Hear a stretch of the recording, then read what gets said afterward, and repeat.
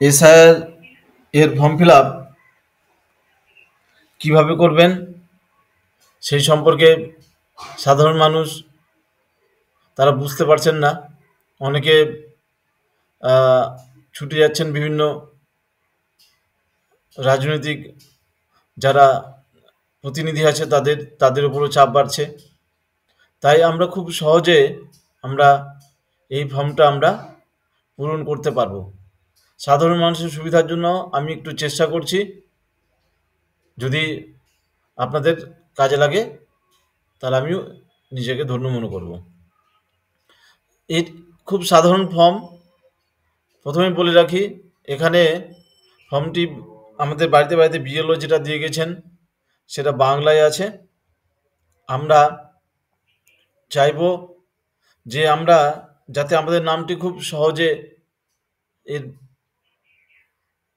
সামনে ভোটার লিস্টে আসে, তাই আমার এটা সাজেশান যে আপনারা ফর্মটি ইংরেজিতেই ফিল আপ করবেন। যদিও এখানে বাংলায় ফিল আপ করাও যাবে, কিন্তু ইংরেজিতে ফিল আপ করলে ডেটা এন্ট্রির ক্ষেত্রে খুব সুবিধাজনক।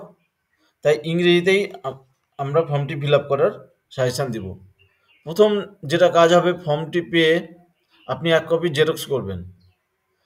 বিএলও আপনাকে 2 কপি দিয়ে গেছে, আর 1 কপি আপনি জেরক্স করে নিয়ে সেই জেরক্সের উপরে আপনি প্রথমে ফিল আপ করবেন। প্রথমে ফর্মের মধ্যে আপনার বুঝে নিতে হবে কী অংশে। ফর্মের উপরের এই অংশে আপনার নাম আছে, বর্তমান এপিক নাম্বার আছে, বর্তমান আপনার ঠিকানা আছে।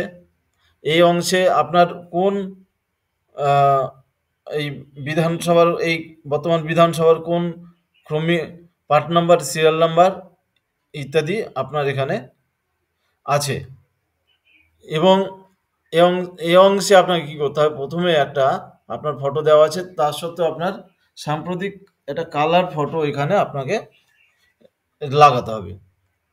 পরের অংশে চলে এবার এখানে আপনি এই অংশটা আপনার সবার জন্য ফিল আপ করতে হবে। প্রথম অংশে নিজের জন্ম তারিখ, মাস, বছর অর্থাৎ ডেট অফ বার্থ লিখবেন। তারপরে আধার নম্বর, এটা ঐচ্ছিক যদিও, কিন্তু আধার নম্বর যদি বসান ভালো হয়, বসিয়ে দিবেন। তারপরে বর্তমান নিজের মোবাইল, রানিং মোবাইল নাম্বার যেটার মাধ্যমে আপনাকে যোগাযোগ করা যেতে পারে সেটা বসাবেন। আপনার পিতার নাম অর্থাৎ বাবার নাম এখানে বসাবেন। বাবার যদি এপিক বর্তমানে, এখানে অনেকে জিজ্ঞেস করছেন যে এখানে বাবা যদি গত হয়ে থাকেন তাহলে এখানে লেট বসাবেন কিনা, কিন্তু যেটা বলা হয়েছে যে লেট না বসানোর জন্যই বলা হয়েছে, তাই এখানে লেট বসানোর দরকার নেই। এখানে বাবার নাম, বাবার যদি এপিক কার্ড থেকে থাকে তাহলে এপিক নম্বর বর্তমানের, মায়ের নাম পরের এতে মায়ের নাম লিখবেন। মায়ের যদি এপিক নাম্বার থাকে সেটা এখানে লিখবেন। এই দুটো অংশ অনেকে বুঝতে পারছেন না। এটা কেবলমাত্র বিবাহিত ছেলে মেয়েদের জন্যই এটা প্রযোজ্য। পুরুষ যদি হন তার স্ত্রীর নাম লিখবেন, বিবাহিত পুরুষ, এবং তার স্ত্রীর এপিক নাম্বার দেবেন। বিবাহিত মহিলা যদি হন তাহলে তার স্বামীর নাম লিখবেন এবং তার এপিক নাম্বার এখানে বসাবেন। এই অংশটি কমপ্লিট হয়ে গেল। এরপরে যে দুটো অংশ আছে, সেই দুটো অংশ আমাদের খুব বোঝার বিষয় আছে, এখানে ভুল হলে চলবে না।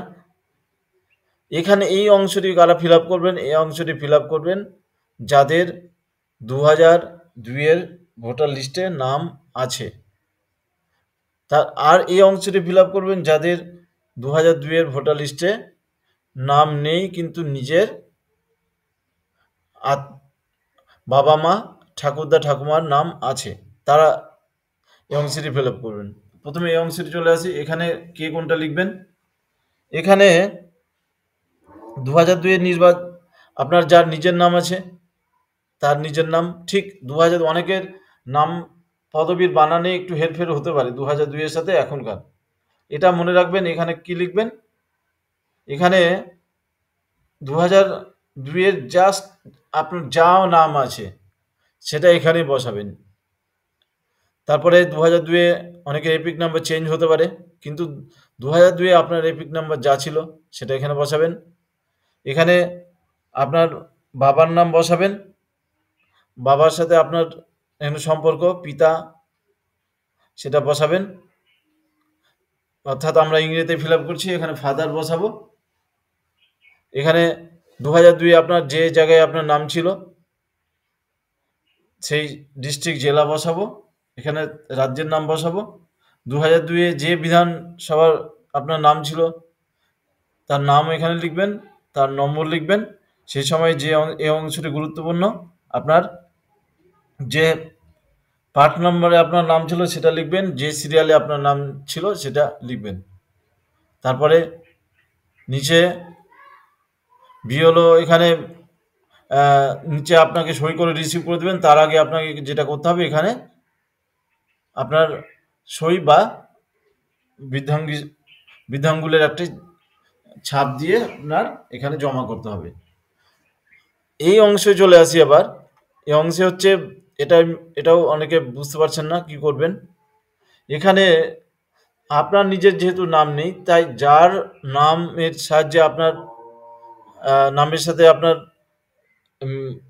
ম্যাচিং করাতে হবে, যে আত্মীয়ের সাথে যার আপনার সাথে ভোটার লিস্টে নাম রাখার জন্য এখানে সেই তাদের বর্ণনাটা এখানে দিতে হবে। এখানে মনে রাখবেন যে এখন যেটা খবর, যে নিজের বাবা অথবা মা, নিজের ঠাকুরদা ঠাকুমা, বিবাহিত মহিলাদের ক্ষেত্রে তার বাবা অথবা মা, ঠাকুরদা ঠাকুমা। এবং একটি সূত্র থেকে এটা আমাদের কাছে খবর আছে, সে যে যাদের ঠাকুরদা ঠাকুমার নাম নেই তারা বিবাহিত মহিলারা তাদের দিদা অথবা দাদুর নামও দিতে পারেন। এটা আপনারা নিজেদের বিএলওর সাথে যোগাযোগ করে আপনারা ব্যাপারে নিশ্চিন্ত হয়ে আপনারা তবে ফিল আপ করবেন। এটা এখানে নাম লিখবেন কার, যার 2002-এ নাম আছে। যদি আপনার বাবা থাকে বাবার, মায়ের থাকলে মায়ের, ঠাকুরদার থাকলে ঠাকুরদার, ঠাকুমা থাকলে ঠাকুমার। সেই সময় 2002-এ তার এপিক নাম্বার যেটা আছে, সেই যার নাম দিলেন তার এখানে বাবার নাম লিখবেন, এবং এখানে যার নাম দিয়েছেন তার সাথে আপনার কি সম্পর্ক, সে কি আপনার ফাদার, মাদার, ঠাকুরদা, গ্র্যান্ডফাদার, গ্র্যান্ডমাদার ইত্যাদি বসাবেন। সেই সময়ে তার যে জেলায় নাম ছিল সেটা, তার যে রাজ্যের নাম ছিল সেটা, তার বিধানসভায় যেখানে নাম ছিল নম্বর বসাবেন, তার যে পার্ট নাম্বার সিরিয়াল নাম্বার এখানে গুরুত্বপূর্ণ সহকারে বসাবেন, কারণ এর সাহায্যে আপনার সেই লিঙ্কেজ আপনার ক্রিয়েট হবে, যে আপনার 2002-এর নামটা যেখানে ছিল তার সাথে এখানকার লিঙ্কেজ, আপনি 2002-এর এই বর্তমান ভোটার লিস্টে আপনার নাম থাকবে কিনা, এটা এই জন্য গুরুত্বপূর্ণ সহকারে এই জায়গাটা আপনি ফিল আপ করবেন। তারপরে একইভাবে এখানে সই করবেন, 2 কপি ফিল আপ করবেন, 1 কপি বিএলওকে জমা করবেন, 1 কপি বিএলও আপনাকে সই করে রিসিভ করে দিয়ে দেবে। এইভাবে আপনার ফর্ম ফিল আপ করলে আশা করি আপনার পরবর্তী ভোটার লিস্টে আপনার নাম খুব সহজেই উঠে যাবে। আশা করি এই ভিডিওটি অনেকের কাজে লাগবে। সাধারণ মানুষ অনেকে বিভিন্ন জনপ্রতিনিধিদের কাছে দৌড়াচ্ছেন, তাদের উপর চাপ সৃষ্টি করছেন, তাই নিজেদের ফর্ম নিজেরাই ফিল আপ করুন। যদি আরও কিছু জানার থাকে আমাকে কমেন্টে আপনারা কমেন্ট করবেন। আর ভিডিওটি যদি আপনাদের উপকারে লাগে, আরও নিত্য নতুন ভিডিও পেতে অবশ্যই লাইক এবং সাবস্ক্রাইব করবেন। নমস্কার।